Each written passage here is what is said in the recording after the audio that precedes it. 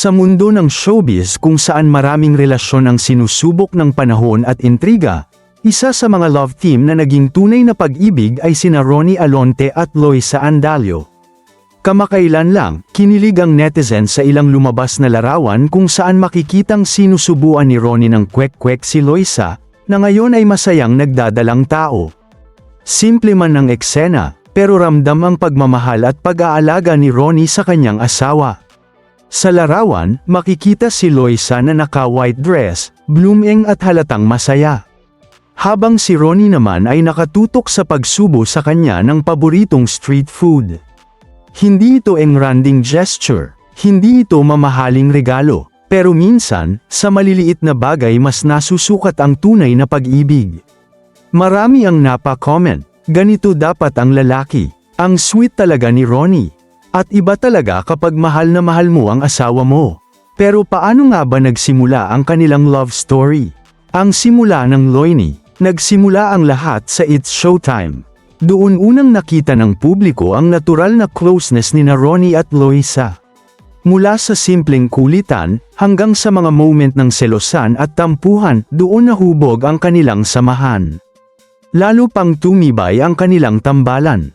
Naging bahagi sila ng iba't ibang proyekto, teleserye, pelikula, guestings, at doon nakita ng fans na hindi lang ito para sa kamera. May totoong emosyon sa likod ng bawat tinginan. Pero tulad ng ibang relasyon, hindi rin naging perpekto ang kanilang journey. Mga pagsubok sa relasyon, dumaan din sila sa mga isyu at pagsubok. May mga panahong tahimik sila, may mga panahong tila may hindi pagkakaunawaan. Ngunit sa kabila ng lahat, pinili nilang ayusin ang mga bagay-bagay ng pribado. Hindi nila hinayaang sirain ng intriga ang pundasyon ng kanilang relasyon. Sa mga panayam, inamin ni Ronnie na malaki ang naging growth niya bilang partner. Natutunan niyang mas maging patient, mas maging understanding, at mas pahalagahan ang nararamdaman ni Loisa. At si Loisa naman, ipinakita ang kanyang maturity bilang babae, mas naging kalmado, mas naging sigurado sa pagmamahal nila sa isa't isa. Ang bagong yugto, pagiging magulang. Ngayon, isang bagong chapter ang kanilang hinaharap, ang pagiging magulang. Makikita sa mga larawan na blooming si Loisa sa kanyang pregnancy. At hindi rin maitago ang excitement ni Ronnie bilang soon-to-be dad. Ang simpleng pagsubo ng kwek-kwek ay simbolo ng kanyang pag-aalaga. Sa panahon ng pagbubuntis kung saan sensitive at emosyonal ang babae, napakahalaga ng presence at suporta ng partner. At mukhang handang-handa si Ronnie sa responsibilidad na ito.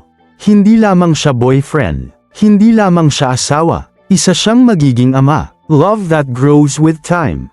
Maraming netizens ang nagsasabing iba ang glow ng isang babae kapag minamahal ng tama. At kung pagbabasehan ng mga recent photos ni Loisa, masasabi mong totoo yun. Habang si Ronnie naman ay mas lalong nagiging protective at maalaga. Mula sa pagiging teen housemate sa PBB ni Loisa, hanggang sa pagiging real-life partners, at ngayon, soon-to-be parents, tunay ngang kahanga-hanga ang kanilang pinagdaanan.